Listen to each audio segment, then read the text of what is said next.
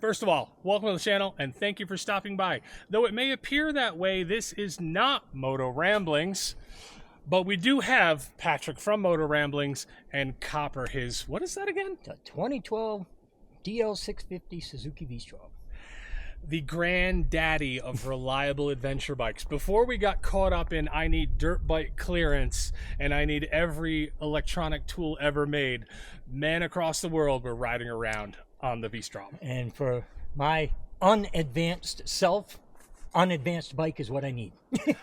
Honestly, I thought you could ride forest roads and do fine on a V-Strom, and I never thought you could ride them hard until I rode with Greg and Timmy on the Smoky Mountain 500. And then my respect level for the V-Strom, which was already pretty high, went through the roof. Yeah. Because when you put a talented rider on that bike, it is not too heavy. Nope.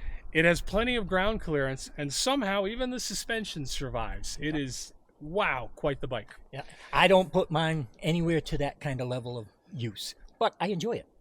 I bought a V-Strom after riding with him, and I did realize for Frank, it was too heavy, it didn't have enough ground clearance, and the suspension wasn't good enough. But that's because my level of riding is here, and Greg's level of riding is up there somewhere. Yes, it is. But I can't blame the bike, I have to blame me. Patrick, where the heck are we, and where are we going? Right now, we are very close to Max Patch, which is a natural bald in Madison County in North Carolina. No. We are about to head down this road, and it's going to take us into the Martha Sundquist State Forest in Tennessee. Now, we've been doing a lot of gravel roads. Sometimes there's some rough spots and stuff like that, but nothing terribly technical, although for me, it was a challenge. It's all been fun. It has been an absolute blast. But now we're going to go down this hill. I don't know what's at the bottom of the hill. I've been there a long time ago. I don't know what's open, what's closed. I don't know what kind of condition the roads are in. Yesterday, I went down the hill and back up. It's fun. It's a little bit more technical than anything we've been doing so far. It's fun. Once we get down to the bottom, I know Martha Sundquist has a bunch of circles, and if we're lucky, we can even come across a water crossing. So that's down there somewhere. And that is exactly all you can ask for. Something somewhere in the woods on your motorcycle. I think asking for more would be greedy. I am actually excited to find out what's down there. I am too. Sometimes nothing, sometimes plenty of rocks, and maybe a water crossing. And maybe a water crossing. It's all going to be fun no matter what we run into. Let's all go find out. Okay, we are going down into the ravine where Patrick says it's going to be a little chunkier, a little bit more fun. And I'll say we definitely have ruts now, something we haven't had earlier. Got a bunch of rocks. I'm definitely getting a Smoky Mountain 500 vibe here.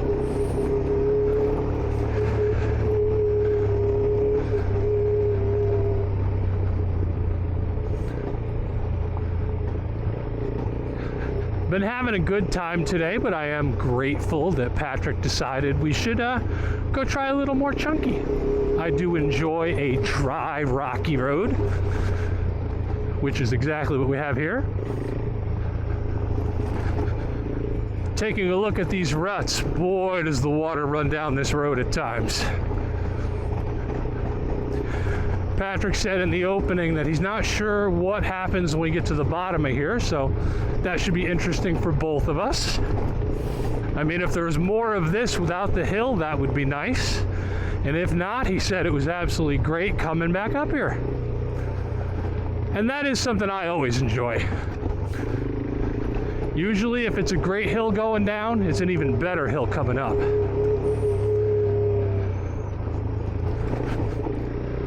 Those ruts are deep. That water has been washing things out. And as I understand it, it's not been an overly wet spring, but there was, of course, the flooding a couple of months ago. Some of it might be from that, or it might just be it's deep ruts year-round. Doesn't need to be recut every year. This doesn't look like a road that's maintained in any way. I probably should have asked Patrick, hey, how long is this to the bottom of the hill? But we'll get there. I've said before, and I will say it again, I love this time of year so that I can see through the trees. I mean, number one, it's more beautiful. It lets you see more, in my opinion, than just the tree cover. But number two, I can actually see where the road is going. And if it's your first time someplace, like this is my first time, it does not hurt to be able to see where you're going. At least not for me. Now, I'm going to point out how you tell a southerner from a northerner in Tennessee and North Carolina.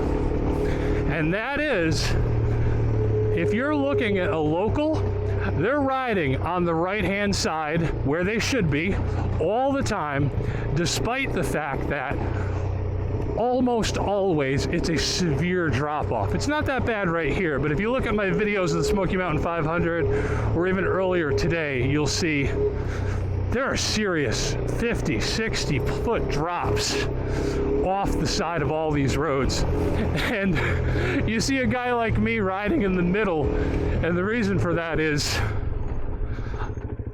we're afraid of things like that. We simply don't have them. All right, I'm gonna have to have Patrick tell me which way to go, because he said go down, and I probably want to go that way, but I'm not sure. We'll try again in a second.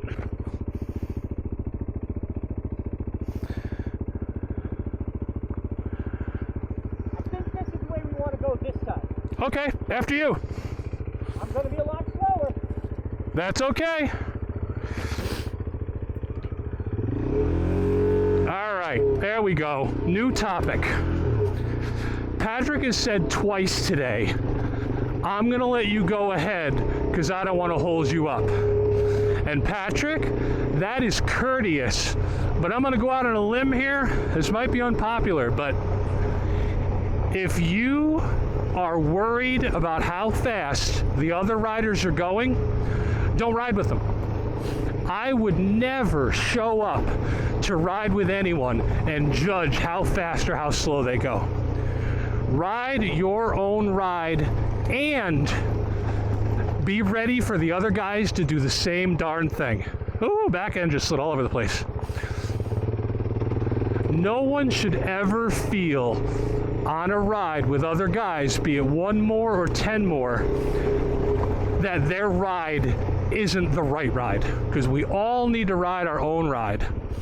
If Patrick wants to go slower, hell, sometimes I want to go slower than Patrick.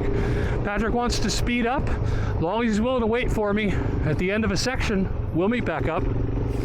So, if you're riding with anyone that says, hey dude, you're going a little slow, I say don't ride with them anymore. Or if you're riding with someone and the speed of their ride is impacting yours to the point you're not having fun, don't ride with them. Ride your own ride and accept that everyone else is going to be doing it too. And if you're okay with that, you're going to meet a ton of people with many skill levels, and you're going to have a great time. I don't know why Patrick thinks I want to be riding overly fast. I just want to be out here in the woods having fun. And guess what? Regardless how fast we're going, I am out here in the woods having a great time. Jeez, he's going fast enough. Oh, look at the size of that rock. He's going fast enough that I wouldn't complain no matter what. And I gotta say, Patrick was right. This is great.